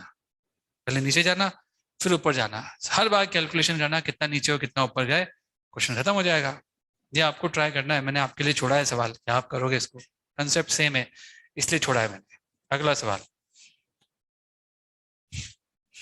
ना है तो सॉल्यूशन दे रखा होगा उससे पकड़ना है, लेकिन कोशिश करना कि ये क्वेश्चन हो जाए आपसे, क्योंकि इसमें आपको पहले यहाँ से यहाँ तक जाना है, लेंथ आपको निकालनी आती है, फिर यहाँ से यहाँ तक जाना है, एंगल वेंगल सब निकालने पड़ेंगे, कैलकुलेशन करनी पड़ेगी आपको थोड़ी बहुत, कर लेना उसको। अगला सवाल लीजिए आप, ये एक स्क्वायर दे रखा है, स्क्वायर ट्यूब, सर्कुलर ट्यूब की जगह स्क्वायर ट्यूब है, और लिक्विड दे रखा है, इसमें 4 लिक्विड है। पहला लिक्विड रो 1 का है, फिर रो 2 का है, अगले 2 लिक्विड जो है वो रो 3 के है, और उसके बाद अगला लिक्विड है रो 4 का। इस बार पूरी भर दिया ट्यूब को, कोई खाली जगह छोड़ी नहीं जहाँ गैस हो, कंप्लीटली फिल्ड। क्वेश्चन में आपको ये बोल रखा है कि जो स्क्वायर है ना उसकी लेंथ है L। लिखो आप, square tube of side length L have 4 liquid. Square tube of length L has 4 liquid. Square tube of length L has 4 liquid. Square tube of length L has 4 liquid. Each of equal volume. Each of equal volume. And the volume is 1/4 of the volume of tube. And volume is 1/4 of the volume of thin tube. Volume is 1/4 of the volume of thin tube. जो पतली सी tube है ना, इस tube का जितना volume है उसका 1/4 volume in liquid का है। डिटरमाइन एक्स, कौन सा एक्स यहाँ लिख रहा हूं मैं, वो एक्स निकालना है। ये एक्स आपको निकालना है, ये एक्स कितना है। मैं आपको एक आइडिया दूं, हर लिक्विड कॉलम की लेंथ, टोटल लेंथ एल है। ये कैसे बोला मैंने, टोटल वॉल्यूम कितना होगा इसका, टोटल वॉल्यूम अगर आपसे कोई पूछे कि ट्यूब का वॉल्यूम कितना होगा, तो वॉल्यूम ऑफ ट्यूब अगर आप निकालोगे ना तो उसका cross section area into 4L आ जाएगा, L इंटू A। अरे जो ट्यूब है ना भाई, इसका कुछ तो क्रॉस सेक्शन एरिया होता होगा ना, तो एरिया इंटू L से वॉल्यूम आ जाएगा। ठीक है, अब मैं आपसे बोल रहा हूँ कि इन लिक्विड का वॉल्यूम इसका कितना है, 1/4। तो आप मुझे बताओ इसका लेंथ कितना आएगा।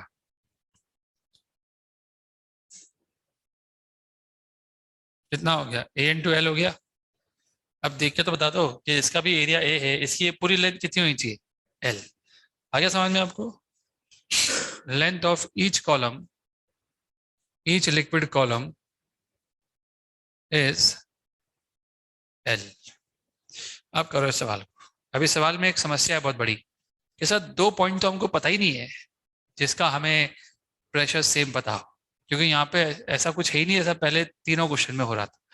तो कई बार आपकी, हाँ ऐसा भी कर सकते हो, कई बार आपकी ट्यूब ऐसी सिचुएशन में आ जाएगी जिसमें आपको पूरा क्लोज कर रखा होगा ट्यूब, और ऐसे में आपको ये मालूम ही नहीं पड़ेगा किन दो का प्रेशर सेम है। एक लॉजिक तो आप ये लगा सकते हो कि ये दोनों पॉइंट सेम लेवल पर है, तो इन दोनों का प्रेशर क्या होना चाहिए, सेम। और एक और लॉजिक लगा सकते हो, आप इस पॉइंट से चलो और क्लोज सर्किट है ना, ये पूरा घूम के वापस यहीं आ जाओ। इनिशियल प्रेशर कितना था, P, ऊपर चलो, कितना ऊपर चलेंगे, ये पूरा लेंथ L है, ये कितना होगा, -ρ1G L - x, ये L - x, तो ये कितना होगा, x। आ रहा है क्या समझ में, टोटल लेंथ L है ना, उसमें से अगर ये x है तो ये L - x है, तो ये x होगा। ये कितना रहा होगा,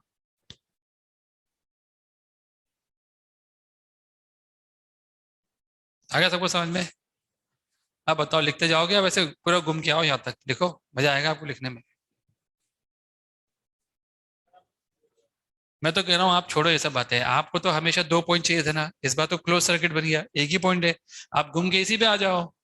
बढ़त गड़त बढ़त गड़त फाइनली आप उसी पे आ गए, और सबका सम इज इक्वल टू वापस से P के बराबर लिख देना। सबसे आसान बता रहा हूँ मैं तो आपको, आपको कुछ भी दिमाग नहीं लगाना, जहां से शुरू किया वहां पे आ जाओ। In case of such questions जहां पर आपको ऐसा दिखे कि आप उस पूरे फ्लूइड में चल सकते हो, गोल घूम के वापस से उसी जगह पे आ सकते हो, ऐसा क्लोज सर्किट आपको जब भी मिलेगा, आपको घूम के वापस से ही वहां आ जाना चाहिए। सबसे बेस्ट तरीका वही होगा आपके लिए।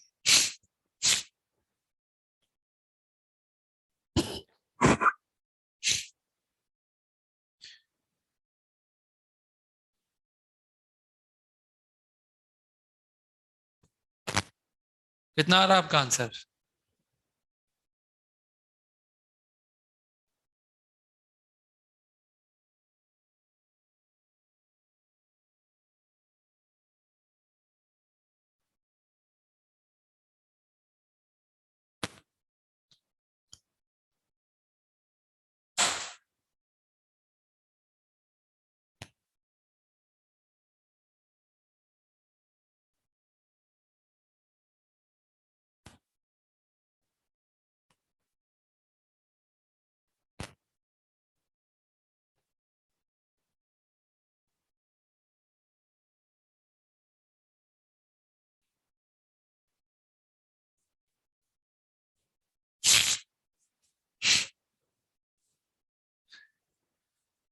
चलो देखो, सबसे पहले ऊपर गया और ऊपर गया -√2gx, फिर मैं यू आया, यू से कुछ नहीं होता है, जो होता है वो नीचे आने से होता है, प्लस √3gl-x, और नीचे आया मैं प्लस √4gx। उसके बाद में जब इस तरफ गया फिर कुछ नहीं हुआ, पर मैं यहाँ तक पहुंच गया, तो यहाँ का प्रेशर भी P होगा। सॉल्व कर देना x के लिए। आ गया सबको समझ में?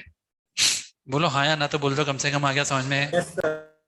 बिल्कुल ही ऐसे हो जाता है कि कुछ समझ में नहीं आया, ये भी नहीं बोलते आया नहीं आया, कुछ तो बोलना चाहिए ना आपको। सबको समझ में आ गया? आसान क्वेश्चन था ना ये। अगर मान लो ये ट्यूब ऐसी दी जाए आपको,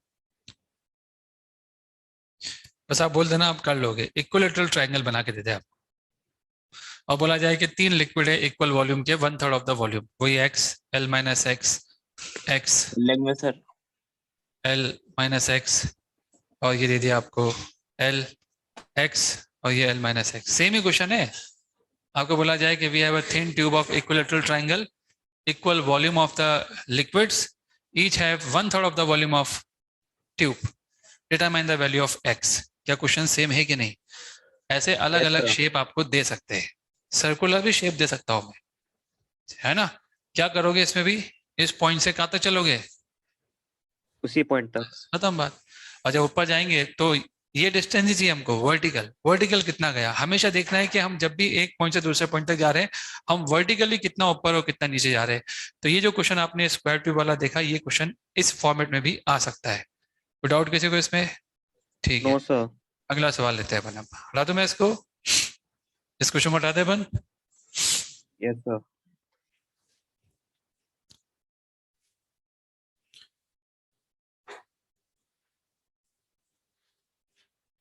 यहाँ पे एक लिक्विड दे रखा है ρ1। उसके बाद यहाँ पर इसको थोड़ा सा अपन एकदम ऐसा बना दे, बिल्कुल यू। यहाँ पे आपको दे रखा है पूरे में ρ2, और यहाँ पे आपको दे रखा है ρ3, और यहाँ एक पिस्टन लगा रखा है अपन ने। ये पिस्टन है एक, इस पिस्टन पे आपने यहाँ पर एक फोर्स लगा रखा है। तो ये फोर्स इसलिए लगाना पड़ा आपको क्योंकि अगर आप ये फोर्स नहीं लगाते तो ये लिक्विड यहाँ से बाहर निकल जाता। तो इस लिक्विड को स्टैटिक कंडीशन में बनाए रखने के लिए आपको पिस्टन पे क्या लगाना पड़ रहा है? एक फोर्स। मेरा आपसे सवाल यही है कि ये जो फोर्स हमको लगाना पड़ रहा है, ये है कितना? Cross section area of piston आपको दे रखा है। Cross section area of piston is A. Atmospheric pressure is P0. Determine the force F required to keep the piston in static condition. और फ्लूइड और पूरा सिस्टम लिख लो आप तो। Determine the force required to keep the system in static condition. Height देता हूं मैं आपको, सबकी हाइट भी देता हूं। ये हाइट है h1,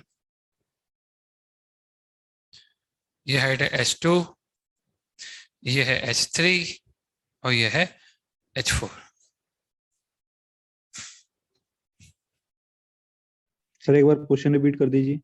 Determine the force required to keep the whole system in static condition. Determine the force required to keep whole the system in static condition. पूरे सिस्टम को स्टैटिक कंडीशन में बनाए रखने के लिए आपको कितना फोर्स लगाना पड़ेगा, ये सवाल आपसे पूछा जा रहा है। Determine the force required to keep the whole system in static condition. पूरी तरह से स्टैटिक कंडीशन में बनाए रखने के लिए आपको कितना फोर्स पिस्टन पे लगाना पड़ेगा, ये सवाल आपसे पूछा जा रहा है। समझ गए सवाल क्या है? सवाल आपसे पूछा जा रहा है कि पिस्टन पे आपको कितना फोर्स लगाना पड़ेगा। तो पहले आप ये सोचिए कि आपको क्यों लगाना पड़ेगा। क्या इस पिस्टन पे आपके अलावा कोई और भी फोर्स लगा रहा है क्या? देखो, यहां से तो हमको मालूम है P0 लग रहा है। यहां तक आते आते प्रेशर बढ़ेगा, यहां तक आते बढ़ेगा, उसके बाद नहीं बढ़ेगा। तो आप बताओ इस जगह पे प्रेशर आ कितना रहा है, बता सकते हो क्या? कितना होगा?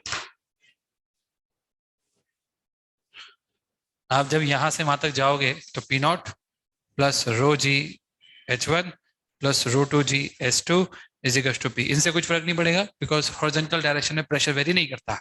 तो हमको मालूम पड़ गया कि पिस्टन के इस साइड, ये जो पिस्टन है आपके पास, इस पिस्टन के इस साइड जो फोर्स लग रहा है उसकी वैल्यू है PA। और P कितना है? ऊपर लिखा हुआ है P0A plus ρ1g(h1) plus ρ2g(h2) into A। This is the force जो लग रहा है। उधर से कितना फोर्स लग रहा है? सिर्फ एफ नहीं लग रहा, एटमॉस्फेयर वहां भी है, राइट।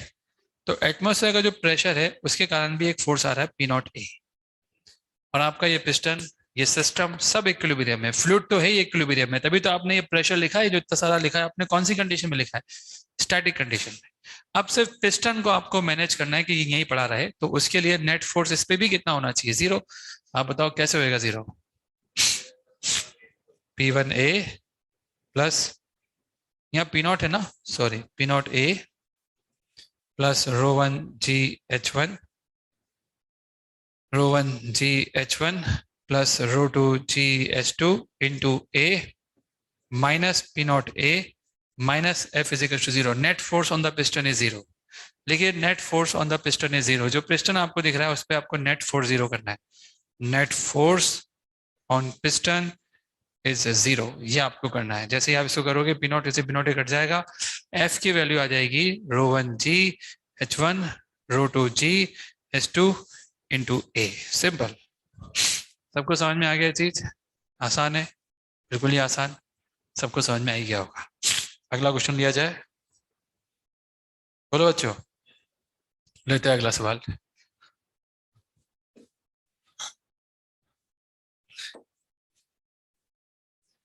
ये एक अगेन मैनोमीटर दे रखा है, दोनों तरफ अलग अलग एरिया है, एक तरफ एरिया 2A है और एक तरफ एरिया A है। और शुरू में इसमें एक लिक्विड भरा हुआ था, वो लिक्विड मैं आपको दिखाया था, ये रहा वो लिक्विड जो भरा हुआ था पहले से ही। कितने सेंटीमीटर ऊपर? 30 सेंटीमीटर ऊपर। ये लिक्विड पहले से ही भरा हुआ था, और इस लिक्विड की डेंसिटी मैं आपको बता रहा हूँ कितनी थी। इसकी डेंसिटी 3 रो kg पर metre cube. This was the, या आप डेंसिटी की यूनिट मत लिखो, सब कट ही जाता है, 3 रो लिख लो आप। डेंसिटी की यूनिट से क्या होगा, फिर आप सेंटीमीटर को मीटर में कन्वर्ट करने की कोशिश करोगे, करना तो चाहिए, लेकिन यहाँ पे क्या होता है, सब कट जाता है, इसलिए हम नहीं कर रहे। अब मैं क्या करने वाला हूँ, इसमें एक लिक्विड भरने वाला हूँ, वो भी ऊपर से। यहाँ से एक लिक्विड भरना शुरू करेंगे अपन। ये रहा एक बर्तन, इस बर्तन से अपन लिक्विड लाएंगे और वो लिक्विड इसमें डालना शुरू करेंगे। जो लिक्विड हम डाल रहे हैं ना, उसकी डेंसिटी 2 रो है। जब हम उसको लेफ्ट साइड में डालना शुरू करेंगे तो ये जो लेवल है ना, ये थोड़ा कम हो जाएगा। ठीक है, कितना कम हो जाएगा ये मैं आपको बताता हूँ, 5 सेंटीमीटर से कम हो जाएगा। मेरा आपसे क्वेश्चन ये है कि वो जो लिक्विड आपने डाला है उसकी लेंथ कितनी होगी, उस लिक्विड कॉलम की जो लेंथ है वो कितनी होगी, जिसके डालने से ये कितना नीचे आ गया, 5 सेंटीमीटर। तो आप लिखिए, when on the left side of the left portion of the tube, when on the left portion of the tube, when on the left portion of the tube, when on the left portion of the tube, when on the left portion of the tube, when on the left portion of the tube, a liquid of density 2 rho is filled, liquid of density 2 rho is filled, then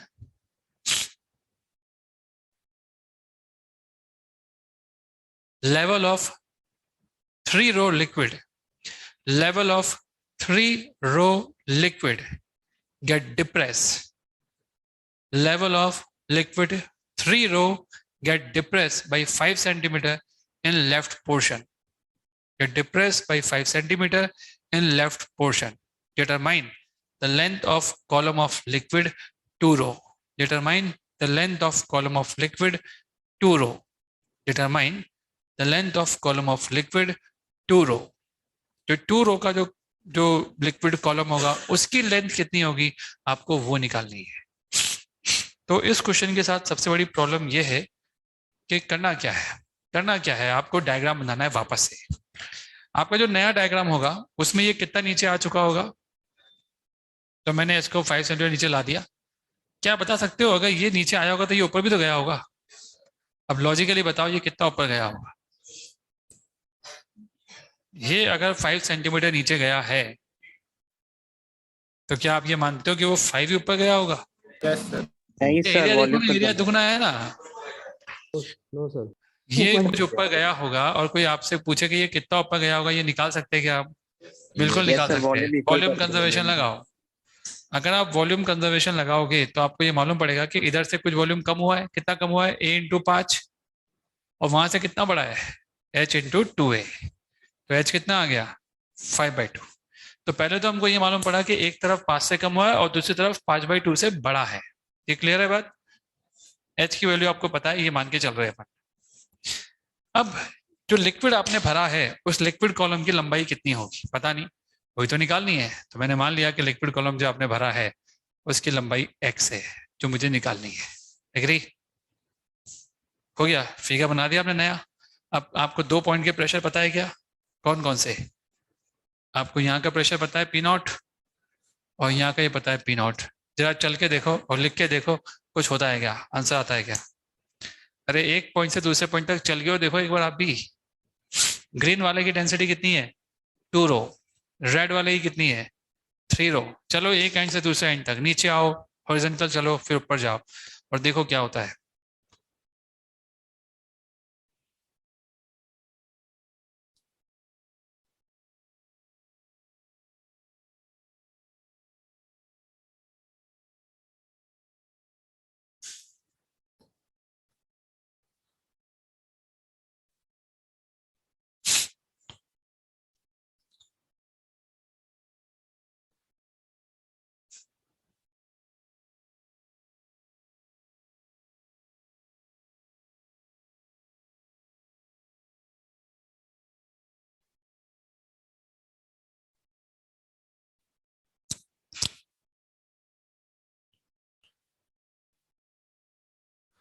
करो मैं P0 plus 2 रो GX, यहां तक आ गया मैं।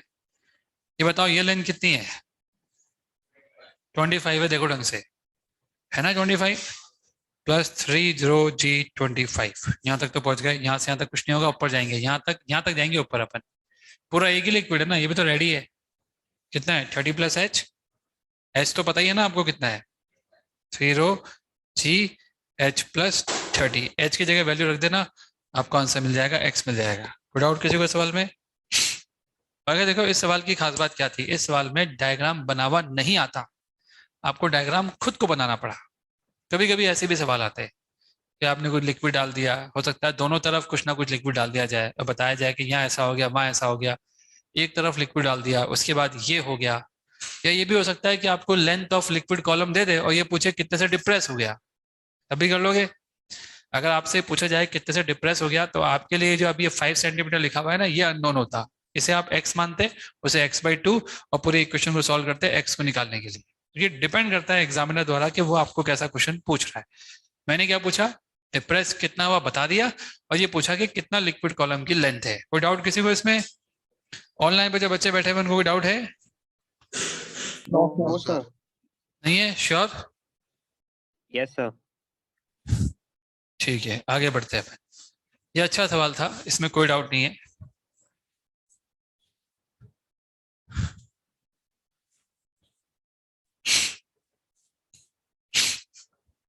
देखिए pressure variation due to acceleration of vessel के acceleration की वजह से प्रेशर वेरिएशन की हम बातें कर रहे हैं कि अगर वेसल वेरी एक्सेलरेट हो रहा हो तो क्या प्रेशर का फॉर्मूला बदल जाएगा क्या? मान लो ये इस तरफ एक्सेलरेट हो रहा है, हॉरिजॉन्टल एक्सेलरेशन, ठीक है। ये फ्लूइड भरा पड़ा है इसके अंदर पूरा लबालब। अभी तक हम ये मानते थे कि नीचे आने से प्रेशर बदलता है और हॉरिजॉन्टल जाने से प्रेशर बदलता नहीं है। हॉरिजॉन्टली हर पॉइंट पे प्रेशर क्या आ रहा था हमारा? सेम आ रहा था। अब देखते अब आएगा क्या। अगर हम वापस से एक एलिमेंट ले तो इन दोनों सरफेस पे तो हम पूरी कहानी ऑलरेडी पढ़ चुके हैं, तो उसको हम बात नहीं करेंगे। हम सबसे पहले वेसल की फ्रेम में जाएंगे, क्योंकि वेसल के बाहर से तो हमारा हर एक फ्लूइड एलिमेंट एक्सेलरेट हो रहा है ए से। वेसल के ऊपर बैठोगे तो आपको ये कैसा दिखेगा? Stationary, static condition. लेकिन तब आपको सूडो फोर्स भी लगाना पड़ेगा। कितना लगाओगे? जितना इसका वॉल्यूम आएगा। मान लो ये दूरी है dy, पहले dx लिखा था ना, अब dy लिख रहा हूं, और ये क्रॉस सेक्शन एरिया है a, तो मास कितना आ जाएगा? a dy रो है, प्रेशर नहीं है, into a acceleration ma, pseudo force लगा रहा हूं भाई, ma समझते हो ना। इसका मास निकाला मैंने, इसका मास होगा a into dy into rho into a। इधर वाले जो मॉलिक्यूल्स दिख रहे हैं वो सर फोड़ेंगे, इधर वाले मॉलिक्यूल भी सर फोड़ेंगे। मान लेते हैं कि यहां से यहां तक की दूरी है y, मान लिया। और यहाँ पे प्रेशर लिख रहा हूँ P, तो यहाँ कितना लिखूंगा P प्लस TP। अब लगाया अपन इक्वेशन, P इंटू ए हो जाएगा और यहाँ भी इंटू ए हो जाएगा। अब लगाओ NLM, इक्विलिब्रियम है हमारा ये, तो समीशन ऑफ हॉरिजॉन्टल फोर्स कितना होना चाहिए 0। बताओ क्या आएगा, A into p plus DP minus P into a minus A dy rho A is equal to 0। PA से PA कट गया, कितना आ रहा है DP अपॉन dy,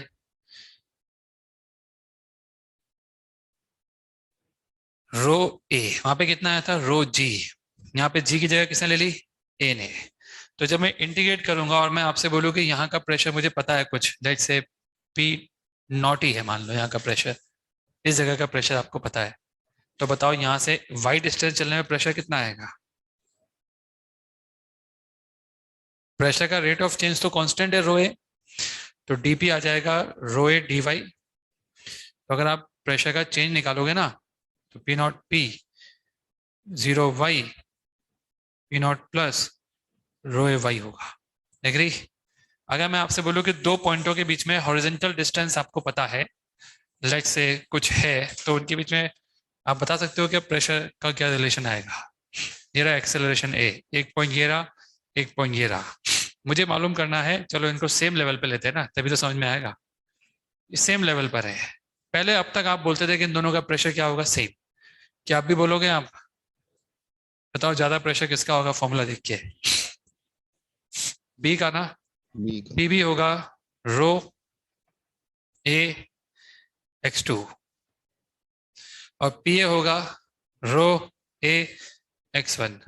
अब बताओ दोनों में डिफरेंस क्या आएगा, p b minus p a कितना आएगा रो ए एच। वहां पे क्या फॉर्मूला आया था रो जी एच, यहाँ पे क्या आया रो एच। तो यहाँ पे एच क्या है, horizontal separation between the points. वहां पे हम बोलते थे नीचे जाने पर प्रेशर बढ़ता है, ऊपर जाने पर प्रेशर घटता है। यहाँ क्या बोलोगे, यहाँ नीचे ऊपर तो बोलोगे नहीं, यहाँ बोलोगे वेसल का जिधर ए है उसके अपोजिट जाओगे तो प्रेशर बढ़ेगा। हाँ, तो जी इफेक्टिव आया था। अगर ये एक्सेलरेशन ऊपर की तरफ होता तो सूडो फोर्स नीचे लगता, तो फिर जी इफेक्टिव आता प्रेशर के फॉर्मूले में। फिलहाल अभी ये वाला समझ में आ रहा है आपको। इसमें आप क्या लिखोगे, पीबी ए की दिशा में प्रेशर घटता है,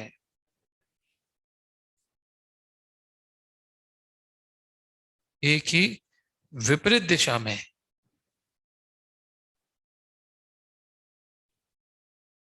प्रेशर बढ़ता है। लिख लो आप पहले तो ये हमने पहला केस आपको हॉरिजॉन्टल एक्सेलरेशन का दिखाया है। फिर वर्टिकल एक्सेलरेशन का केस तो बहुत ही आसान है, उसमें तो कुछ भी नहीं करना आपको, आपको खुद को ही समझ में आ जाएगा कि वर्टिकल डायरेक्शन में अभी तक आप सिर्फ mg लिखते थे, अब आप ma भी लिखोगे, सूडो फोर्स। तो उससे क्या होगा, प्रेशर का वेरिएशन वो आप निकाल सकते हो। तो पहले हम कुछ क्वेश्चन हॉरिजॉन्टल एक्सेलरेशन ही करेंगे।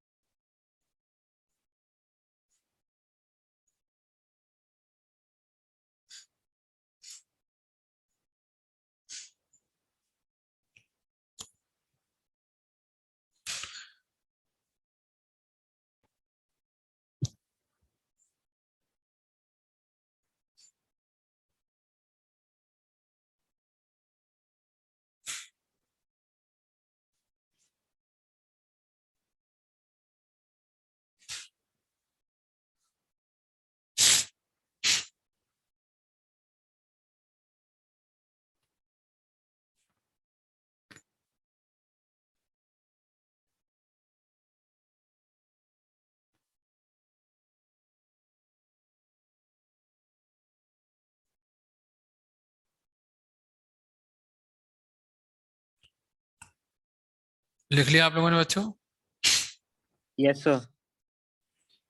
एक ही क्वेश्चन कर पाएंगे हम, क्योंकि टाइम ही नहीं बचा, 5 मिनट बाकी है हमारे पास।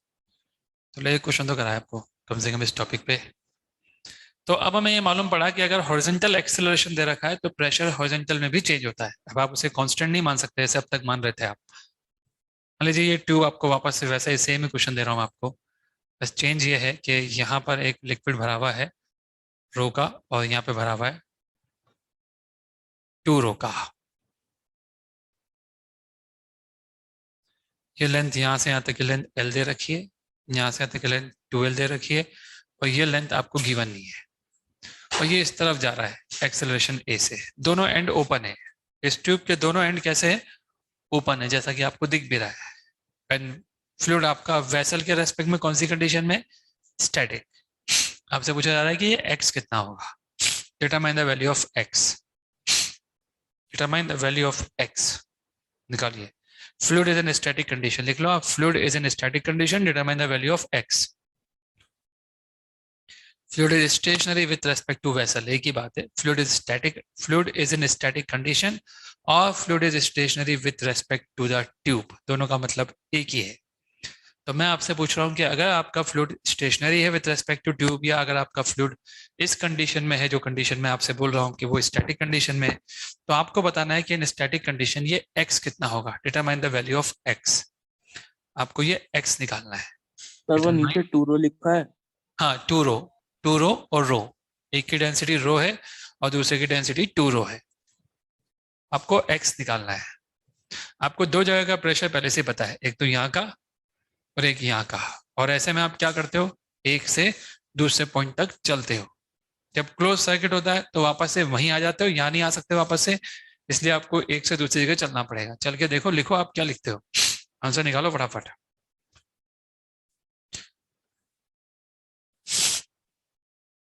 नहीं निकाल पा रहे क्या? P not plus rho g l plus 2 rho g l, यहाँ तक तो सबको समझ में आ गया। अब आप हॉरिजॉन्टल चल रहे हो और वो भी ए की दिशा में, तो ए की दिशा में, हाँ 2L लिखेंगे। ए की दिशा में प्रेशर घटता है बच्चों, तो माइनस में लिखना पड़ेगा, घटत, घटत को माइनस में लिखते हैं अपन। यहाँ तक आते आते प्रेशर घट जाएगा, कितने से? 2 rho a x is equal to P nought. Solve कर लो, x मिल जाएगा आपको। है सबको समझ में? अगला सवाल लेते हैं।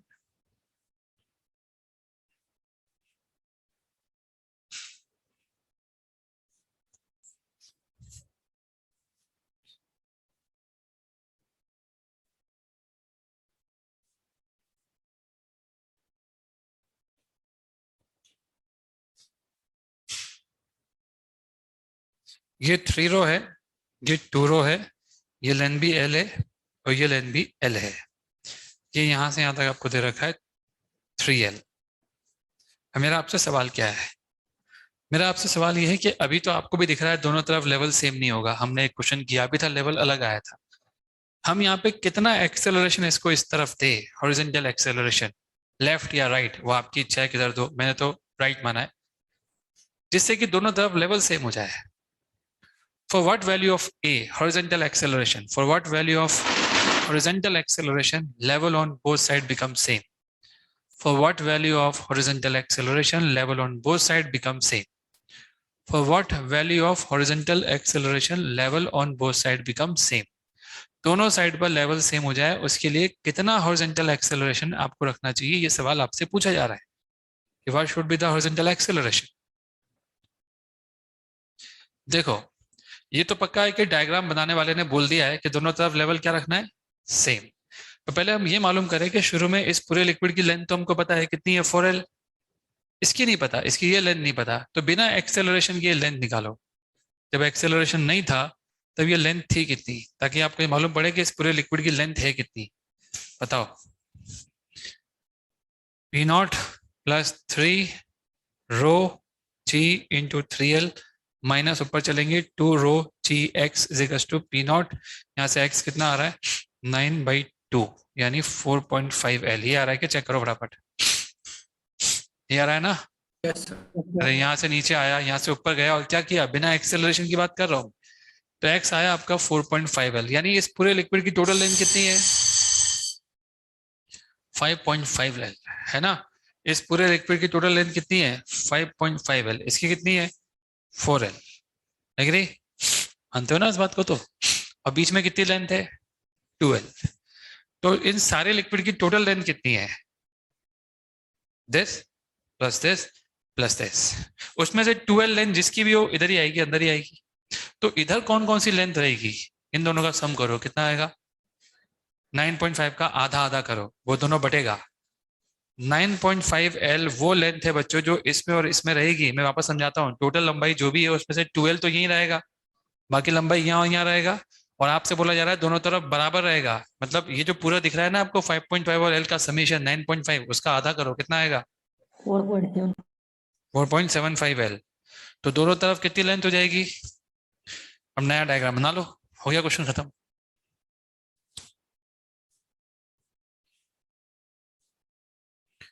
मान लेते हैं कि एक्सेलरेशन हो चुका है और इधर भी जो लेंथ है वो कितनी है, और इधर भी लेंथ कितनी है? 4.75 L। अब आप मुझे बताना हॉरिजॉन्टल में कितनी कितनी लेंथ आएगी? इसकी पूरी लेंथ कितनी थी? अरे कहाँ, इसकी पूरी लेंथ कितनी थी? 4L थी। 4L में सिर्फ 4.75 L यहाँ पर है। समझ में आ रहा है? कुछ समझ में आ रहा है? ये हो कैसे सकता है? सर हॉरिजॉन्टल वाला नहीं इसका consider मतलब करते समझो, हैं। इसका मतलब समझो क्या है? इसका मतलब ये है कि 4L तो यहाँ तक हो जाएगा, ये एक मिनट, ये 3L और L ही है ना बेटा, ये 4L ही है ना। तो अच्छा मैंने यहाँ मिस्टेक कर दिया, ये बोल रहे हो आप, ये 3L हाँ सर। सही तो था, ये 4L है टोटल। ये भी मैंने इसको फालतू में लिखा मैंने, सही है, मिस्टेक हो गई, क्लियर कर रहे हो आपस में। ये टोटल 4L था, ये टोटल मैंने लिख दिया था क्या 5.5, तो टोटल आ रहा है 9.5। इसमें से 2L माइनस करो, कितना होगा? आ रहा है समझ में मिस्टेक क्या हुई थी अपने से? Yes, अरे sir. समझे नहीं समझे? ये पूरी लेंथ थी 4L, ये पूरी लेंथ थी 4.5 आया था ना ये। हाँ सही है, 4.5 प्लस 5 पूरा लिखा था मैंने। तो ये पूरा प्लस ये पूरा आया था 9.5 L। उसमें से 2L माइनस कर दो, जो इसमें रहेगा कितना आ रहा है? 7.5. 7.5 L का आधा करना पड़ेगा, 3.75. कितना आएगा? 3.75. ठीक है, अब कोई प्रॉब्लम नहीं है।